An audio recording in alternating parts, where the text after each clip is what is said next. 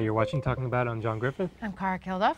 Thank you so much for joining us, and we have a great segment for you right now. Gentleman who I've known through Facebook for a while, but I've never had the privilege to meet face-to-face until tonight. Rich Merritt, welcome. Thank you for having me on the show. And we're talking about your latest project, which is called Spiritual Probation, which we've got the cover on the screen. Before we get to Spiritual Probation, your journey as a human and your journey as an author has taken you to some relatively unusual places. I don't know if you want to start the ball rolling on that. Yeah, I was born in Greenville, South Carolina, which is also the home of Bob Jones University, which some of your viewers will know. It calls itself the Fortress of Fundamentalism, and they really mean it, fundamentalist Christianity. And I went the first grade there all the way up through my sophomore year of college. And from there, I joined the Marines because I wanted to escape all the legalism and the rigidity of fundamentalism. I decided it would be a good idea to... You thought it'd be looser in the Marines. And actually, it was. People asked me because I was a diehard conservative Republican back in those days. And of course, now I'm pretty liberal. And people say, how did that happen? And I say, well, I joined the Marine Corps. And for me, the Marine Corps was a liberalizing experience. I had an African-American drill instructor. I was with men and women from all over the country, and I got to see a lot of different viewpoints. And so that was the initial part of my journey that you were talking about. Okay, and which I'm trying to brush this delicately, but it led to some interesting side work as well. Yes, when I was in the Marines, it was about the time that Don't Ask, Don't Tell was put into place. I was 25 years old. I had just come out of the closet to myself, finally admitted to myself that I was gay, and I thought everything was going to be perfect living in Southern California. I can bring my boyfriend to the Marine Corps ball and all this stuff. And then Don't Ask, Don't Tell happened. And the type of person that I am, I remember becoming very angry and very, just wanting to, I have a narcissistic streak. I'll admit that freely. In fact, Publishers Weekly pointed that out in their review of my first book. And I think the fact that I am willing to tell your viewers that is evidence that they're right. But I took it very personally. I became very angry. And plus, I thought, well, wouldn't it be fun to see if I could be in porn? Okay. And that would be the biggest way to get back at the Marine Corps. You say that homosexuality is not compatible with military service. Well, I'm going to be as gay as I can be. And that's what I did. Next thing I knew, I was in 8 videos, a lot of military-themed porn videos in San Diego. You'll find a lot of that. And I did 8 of those. And I stopped when I met a guy, and I had this moment of clarity when I thought, well, he probably won't want me doing porn, so I'll stop. And that was my first boyfriend, so I stopped doing the videos. I told him about it, at least I was honest. But yeah, so I assume that's the part of my story that you were talking about. That's quite a story so far. Well, did that professionally catch up with you? Fortunately, no, not right away. What happened was I started doing a lot of writing, and I've always wanted to be a writer. And I started, all that anger that I had felt about Don't Ask, Don't Tell, I started channeling that into my writing. I started writing a column for the Navy Times, the Marine Corps Times, the Marine Corps edition. And I wrote under a pseudonym, and they said, choose a fake name. And I picked my boyfriend's dog's name, so Captain Buster wrote a column for the Navy Times for 2 years. And one of the articles that I was able to get published said that Don't Ask, Don't Tell should be repealed. And that led to me being on the cover of the New York Times Magazine in a roundabout way. The New York Times Magazine was doing a story about Don't Ask, Don't Tell, and they wanted an anonymous poster or an anonymous cover for the magazine. And so I started talking to the reporter, and that's how I ended up on the cover. Now I was already getting out of the Marines. Okay. So when my commanding officer called me in and said, you know, there are a lot of people who think that this anonymous Marine is you. I didn't say anything, and he said, but I'm not going to ask if this is you, because whoever this is anonymous. And oh, by the way, you are getting honorably discharged in 6 weeks, right? And I said, yes, sir. He goes, see that you do. And so I got out of the Marines. Probably just in time. Just in time, because then the Advocate did a story about who this anonymous Marine was, and someone called in and said, well, you know this guy was in some porn videos. And so they called me, and I said, so what? Well, they did this cover story about the Marine who was in gay porn, like I was the only one. So. So that's how that came about. And after a while, I thought, you know, I'm going to write my own version of this, and you know, my side of the story. So that's how my memoir came about. Which was titled Secrets of a Gay Marine Porn Star. Directly to the point. Yeah. Yeah, gosh, it's been 7 years since I published that. And even last week, I received an email from someone, you know, I loved your book, but I think the title does it a disservice because it's so much more than that. I'm like, 7 years later, you're still writing me, you know, you're still writing me about it. So I think the title was probably well chosen. Well, I would certainly, a book like that, be like, what? Yeah, I was, Anne Lamott is a very famous author, and I went to her book, I actually quote her in my book, and I went to her book reading at Union Square, and I took her a copy of it, and she looked at it, and the first thing she said was, no wonder my editor wouldn't let me use that title, which I thought was really, really cool. That's funny. So this latest project. So. Ta-da. I love when we have props. Yeah. Well, your first book was your memoir, and that led to fiction writing after that? Yeah, at heart, I'm a fiction writer. I like being able to take a story and tell it from the perspective of a few characters. So what happened was, after my memoir came out, people started writing me who had been at Bob Jones University or at a fundamentalist college, and I thought there's got to be a book here somewhere. And so I took a lot of those stories, and one in particular really struck me. There was a tragic incident that took place there, and so I decided to make that the focus of this book. And so I took a lot of those stories and put it into a few characters and told the story that way. So it's about a group of guys and women at a fundamentalist college in the South. I call it Bob Johnson University. People say, oh, that's for legal reasons. Maybe. But also to remind the reader, it is fiction. Mm-hmm. So they're at Bob Johnson University in South Carolina. And it shows how when people grow up in an environment like fundamentalism, and it's all that they know, it's they're not able to understand that there's another world out there, even though they live in the world and they go about everyone else. That's all they know. And so they get to this college, and all these things happen to them. And when I was there, one of the big criticisms we got was, well, you chose to go there. So you bear some responsibility for what happens. And what I wanted to show in the book is, well, there's choice, but there's not always the freedom of choice like you think there is. A lot of people are coerced to go there.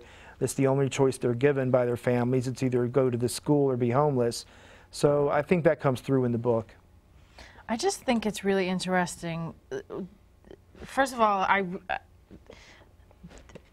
can't even express myself. This is Joe DiPietro, Tony Award-winning playwright of Memphis, setting his tale inside the closed society of a fundamentalist university. Like, that just struck me. Closed societies, like any kind of fundamentalism, I think is kind of dangerous in a way. And I'm sure there's a lot of people that might disagree with me, but like hearing you talk about this and talk about how you've growing up in this way where you're in the world but you're not of it. It reminds me of what's going on in the newspapers right now about in Williamsburg with the Satmars and the trial of that rabbinic counselor. You know, it's just like, I don't know. I'm not making sense, but this has struck me because this is another story of, and we've had ex-Mormons on the show and like people that have been grown up under such strict rules, and then like that's all that they knew. Yeah, people who've gone through conversion therapy. Yeah. I just find that really interesting, and like, One of the things that's starting to come out in real life, and a lot of it is because of Facebook. You talked about Facebook earlier. Facebook has brought together a lot of people who grew up in this specific university, or there's a whole network. We call it the Independent Fundamental Baptist, IFB movement. It's starting to come out now. In fact, there was a pastor in Hammond, Indiana recently who was bringing a 17-year-old girl across state lines to have sex with her. And this was a guy, he had created a cult of personality around himself. And stories like that are coming out more and more and more. And it's because it is such a closed environment. These guys are accountable to no one, these pastors of these megachurches. But it's starting to really come out now, that what's been happening all these years, the sexual abuse that they've gotten away with. Yeah, the World Wide Web is encompassing the world, and it's connecting the dots together. One of the things that struck me about the book is I read it in 2 sittings. Yeah, I picked it up the first time. I only had a little while to read it, and then I read the last 240 pages, just like boom. So I went through it like so the images in the words, I wasn't seeing the words anymore. I was seeing the story. Yeah. So that to me is a good book. Well, every author loves. That's exactly what we want to hear. So thank you. So, but the one of the lead characters, it struck me as what happens when you start thinking for yourself. Right. Yeah. What happens when you start questioning what's been drilled into you for so long? Yeah, it's. I don't know what to compare it to, because you start thinking for yourself, but they've given you what I call the poison pill. And they tell you that if you start thinking for yourself, it's going to lead to, well, like in your last segment, you saw the bareback sex parties. If you start thinking for yourself, that's the road to destruction. And when you start thinking for yourself, you start to realize, wait a second, am I going down that road that they said I would go down? And it's a terrifying experience. And the main character, Nate, he wonders to himself, wouldn't it be great if I were in an environment where I could talk to people about different ideas, and like a normal college. If I could be at a normal college, I could actually explore these ideas. But he can't, because he's at a college where there is one way to think, and that's what they drill into you. And just the evolution of the character, I think you did such a great job with it. I'm trying not to reveal, because the viewers should be reading this book, and you should also be calling us in at 718-460-9802 if you have any questions for Rich about the book or any of his works and life experience, because wealth of information sitting here, and you should be making use of it at 718-460-9802. But just as the character learns and grows through questions, inner turmoil, and tragedy, I'm trying to choose my words very carefully so that people will pick up the book and read how it all comes together themselves. It just captured me, and it made me think of people that I know that have been on the path, and people that may be heading in that direction, that I hope and pray will make a left turn somewhere along the way. Yeah, and you never know where that voice is going to come from. I deliberately had the instigator for Nate's evolution. I'll go ahead and say she's an elderly blind woman in a nursing home. He happens to be going there as part of a ministry that he's on, to minister to the old people, and he has his reasons for doing it, but he happens to just meet this woman out of the blue. It's always the unexpected voice that you hear that catches your attention, and you just happen to be receptive to it, and it starts you down the road to thinking differently. And that's the role that this woman plays in his life. He's a straight character. Most of my other characters have been gay, but I deliberately wanted to make him a straight character so that more readers could identify with him.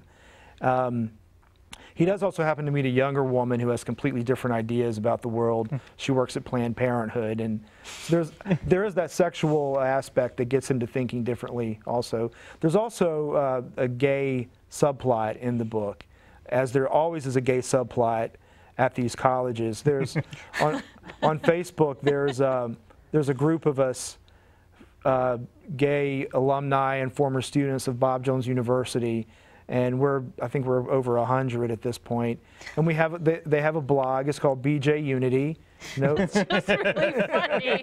Like those letters popped into my head. BJU, that's hilarious. So go to bjunity.org, and you can read all the stories all the stuff that goes on in the dorms, and it's amazing what comes out after the fact. It's just so funny, like talking to someone like you. We just get like having you share your story and share your books and things like that with us. It's like repression of any kind just doesn't work with people. People are going to do what they're driven to do. Right. It's just, yeah. It's so ridiculous. Yeah, Mother Nature is very powerful. Exactly, and for myself, that was the genesis of my own evolution out of that. Was by the time I was in my early 20s, I was just horny, yeah, and I was ready to explore that side of myself, and I realized if my teaching has been wrong about this, which at that point I knew it was, if there is a God, that's another discussion. But if there is a God, then he or she made me gay, and there's nothing wrong with that. And so, let's see, fundamentalism is wrong about that. What else are they wrong about? And so so that sexual desire is what started me on this path. Sometimes I wonder, well, if I didn't have that, would I still be there? Or is there something else that would have made me see the light? I hope so. Yeah, definitely. So where can people find out a little bit more about the book? You can go to richmerritt.com. That's RICHMERRITT.com. And that's my website. And I have all the information about this book and the others, and along with a lot of my opinions as well. Well, what's next? Are you working on another book? My next book, no, I'm actually getting serious about, I'm taking the New York bar exam so I can. What? I'm already a member of the California bar, but that's no good here, so looks like I'm going to be staying in New York, so. We didn't even talk about that. That's a sneaky surprise. I hope you pass. Well, we've got 5 minutes to pull it out of you, so you. Oh yeah, well I'm also an attorney. That was what I did when I left the Marine Corps. I went to law school, but that's the boring part of my life. I am working on a book. It's called Liar's Paradox, and it sort of plays with your mind. It's a different story altogether than what I've written. So we'll see how you have to come back. Thanks. I would be delighted to. Definitely. And just on the flip side, I mean, it's all about the book, but just for people who are, three-dimensional people who are actually living in the situation, do you know of any organizations that are out there to help? There is, at Bob Jones University, recently, they brought in an ombudsman. I'm not sure actually how to pronounce that word, but it's called Grace. And I'm not exactly sure how to contact Grace, but if you go to my website, you can email me from there, and I'll put you in touch with the right people. And this is an organization that is, right now, they're actively taking reports of sexual abuse that's gone on unreported for years. And they're also providing counseling, and also at bjunity.org, we have a network of counselors, and we'll be happy to put anyone in touch with someone who they need to talk to. And I think we spoke a little bit off camera about Heartstrong. Yes. Also. Heartstrong. Which is .org, I believe? I believe so. Heartstrong.org, which is run by a former guest of ours, Mark Adams. So going to have all these links on our website, also www.talkingabout.info. There's so much more. We've only got 3 minutes to talk about it. Well, you're just going to have to come back. I'll be happy to. You're like a modern-day Renaissance man. No, you have such an amazing story. We should get we should get Justin back, Justin Utley, and you and anyway. I should talk about Levi this Christ off camera. Oh, we're vamping. What's that? I said we're vamping. Oh, what I gotta carry like the last 2 minutes and shit? Yeah, we got a little carried away here. So, what? Can we get this on Amazon and all that good It's stuff? on. Yeah. I published this one. My earlier books were published through Kensington Books. This one is its own little. I'm creating a market here for this one. I published it through CreateSpace, which is Amazon's self-publishing company. So you can get that on Amazon. You get it on iBooks. It's available, as you can see, in paperback. It's also on ebook through Nook. And Any if you of the guys, various digital formats. if you buy a physical book, the print is really nice on your eyes. It's important for me. I don't know. No, Maybe it is it's for other definitely people. a good read. Like I said, I went through it like fish through water, and I mean, yeah, in the best way. It was just stimulating. Again, like I think any good piece of art, it entertained, informed, and made me think. Great. Yeah, and I hope it made you laugh, cry, and get angry all at once as well. Yes, I think the way that the book flowed, there were different aspects of it in different sections of it. At least it's my interpretation of it, Yeah. and it really took me through the characters' journeys. And I'm so appreciative of the book and to have you here. Thank you. And happy holidays. Have a good night.